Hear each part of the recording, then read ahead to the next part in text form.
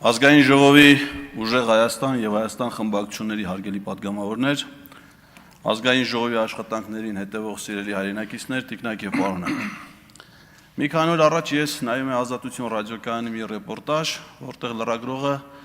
հարցազրույց էր վերցնում Կնյազ Հասանովից եւ ըստ լրագրողի մեկնաբանության տեղեկության նա շտապում էր Ռուբեն Ռուբինյանի մոտ, որպեսզի քննարկեն այս նիստի անցկացման կազմակերպման հետ կապված հարցերը։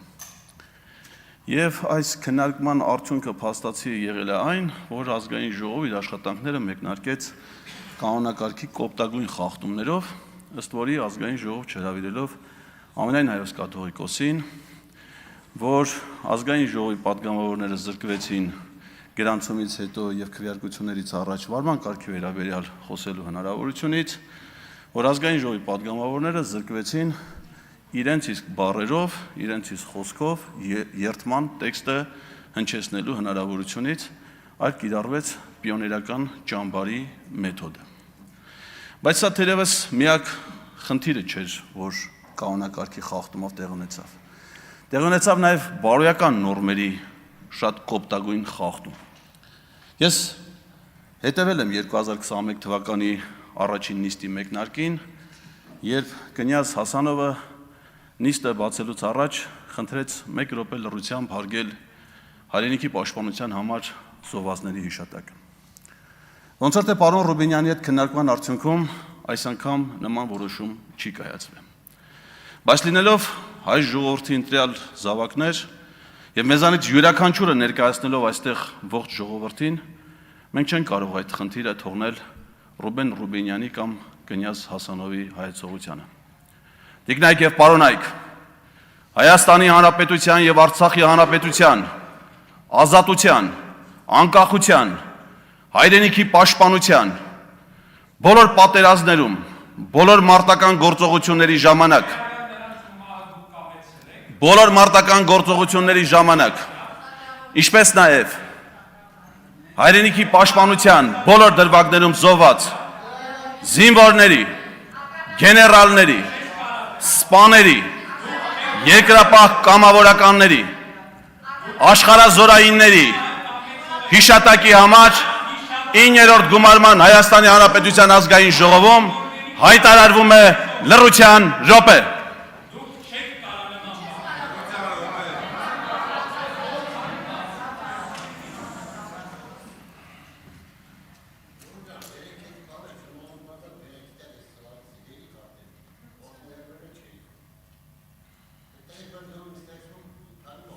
Շնորհակալություն։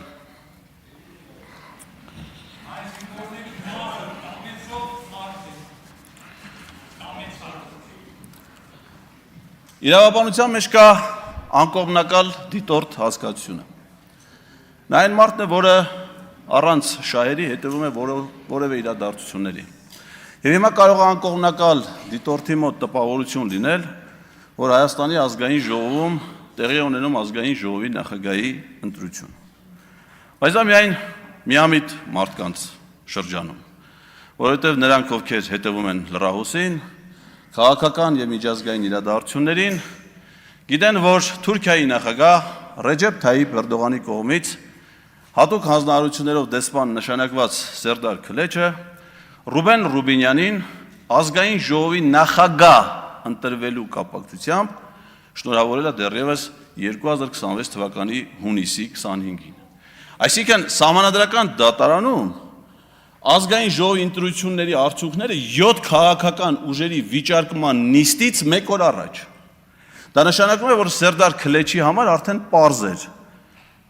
թե սահմանադրական դատարանի որոշման արդյունքները, թե Ռուբինյանի ընտրության արդյունքները։ Որպես այս դահլիճում գտնվող միակ նախկին դեսպան, ասեմ ձեզ, որ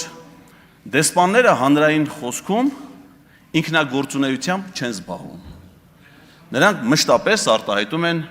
իրենց պետության ղեկավարի եւ կառավարության դիրքորոշումը։ Եվ ես տպավորություն ունեմ, որ հունիսի 7-ի ազգային ժողովի ընտրություններից հետո Ադրբեջանի եւ Թուրքիայի միջև Հայաստանում իշխանության վերահսկողության աշխատանքի որոշակի բաժանում է կատարվել։ Կառավարության ղեկավարումը վերապահելով Ադրբեջանին, Ազգային ժողովի ղեկավարումը վերապահելով Թուրքիային։ Ես ավելորդ չեմ համարում հիշեցնել, որ ընտրություններից հետո, երբ որ կենտրոնական ընտրական հանձնաժողովը պետք է հրապարակել ընտրությունների վերջնական արդյունքները, առաջին արտասահմանյան պատվիրակությունը, որ եղել է Հայաստանում, դա եղել է Ադրբեջանի նախագահ Իլհամ Ալիևի կողմից նշանակված իր օգնական անվտանգության հարցերով Հիկմետ Հաջիևի այցը Հայաստան, Տավուշի մարզ եւ հետաքրքիր զուգադիպությամբ այդ ժամանակ Տավուշի մարզում է գտնվել նաեւ Հայաստանի վարչապետ Նիկոլ Փաշինյանը, իհարկե պաշտոնական որևէ տեղեկություն չկա նրանց հանդիպման վերաբերյալ։ Իսկ եթե այդպես է, իսկ իմ կարծիքով դա այդպես է, հետաքրքիր ժամանակ թե Թուրքիայի ընտրությունը չի կարող կանգնած լինել Ռուբեն Ռուբենյանի վրա։ Այստեղ խոսվեց նրա Թուրքիայում հետազոտական ծրագրերում ներգրավվածության մասին չեմ ուզում մանրամասնել, բայց նաև ուզում եմ հիշեցնել, որ Ռուբեն Ռուբենյանը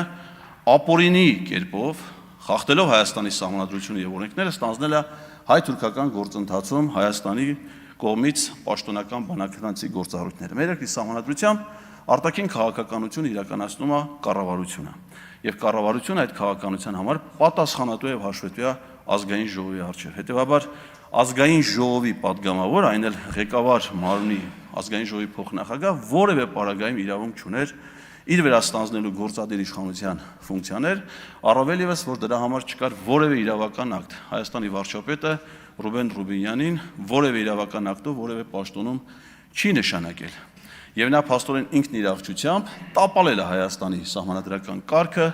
խախտել Հայաստանի սահմանադրությունը, ընդ որում, ինչպես նշեցին մեր գործընկերները Հայաստան Դաշինքի падգամավորները, առանց արդյունավետության, որովհետև ես հիշում եմ, որ Քլեշն ու Ռուբենյանը հայտարարել էին, որ 2023 թվականի հուլիսի 1-ից հայ-թուրքական սահմանը կբացվի դիվանագիտական անձնագիր ունեցող Հայաստանի քաղաքացիների եւ երրորդ երկրի քաղաքացիների առաջ։ Այս դահլիճում շատ կան դիվանագիտական անձնագիր ունեցող քաղաքացիներ, կարծում եմ նրանց մեջ շատերը կլինեն, որ կցանկանան Թուրքիա գնալ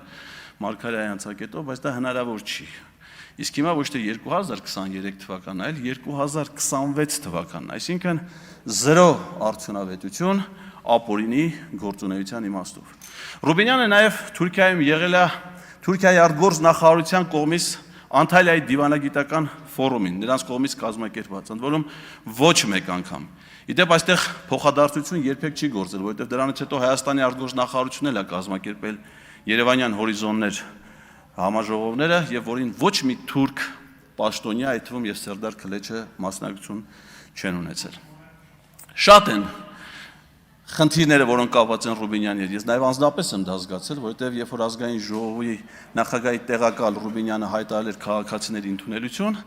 ես 5 անգամ ներկայացել եմ այդ ընդունելությանը մասնակցելու համար եւ ոչ մի անգամ այդ ընդունելությանը չեմ արժանացել իմ հանդեպ խտրական վերաբերմունք ցուցաբերելու գործով։ Տեղեկացնում եմ ազգային ժողովին, որ իմ հետևողական իրավական գործընթացների արդյունքում վճռաբեկ դատարանի որոշման հիմքով Քննչական կոմիտեի Արաբիրի քննչական բաժնում նախաձեռնված է քրեական վարույթ եւ ես սպասում եմ առաջիկայում գլխավոր դատախազին ազգային ժողովում, որը մեր համաձայնությունը կխնդրի Ռուբենյանին որպես մեղադրյալ ներգրավելու եւ կարծում եմ նաեւ խափաման միջոցի միջնորդությամբ։ Իսկ արդյոք մեր այսօրվա հերոսը չունի որևէ առավելություն իր կյանքի ընթացքում։ Ես գտել եմ նրա կյանքում մի կարևոր իրադարձություն, որը կարելի է առավելություն համարել։ Դա այն է, որ 2016 թվականին քաղաքացիական պայմանագիր կուսակցության կամավորական ջոկատի կազմում նա եղել է ապրիլյան պատերազմի մայիսյան մասնակից։ Եվ մեկնել է Արցախ, հաշվառված է եղել Արցախի պաշտպանության բանակի Մարտակերտի ուղղությամբ տեղակայված զորամասերից մեկում եւ հայկական բանակի համազգեստով զինված կերպով իրականացրել է մարտական առաջադրանք։ Ես կարծում եմ, որ այդ ժամանակ երիտասարդ Ռուբեն Ռուբենյանը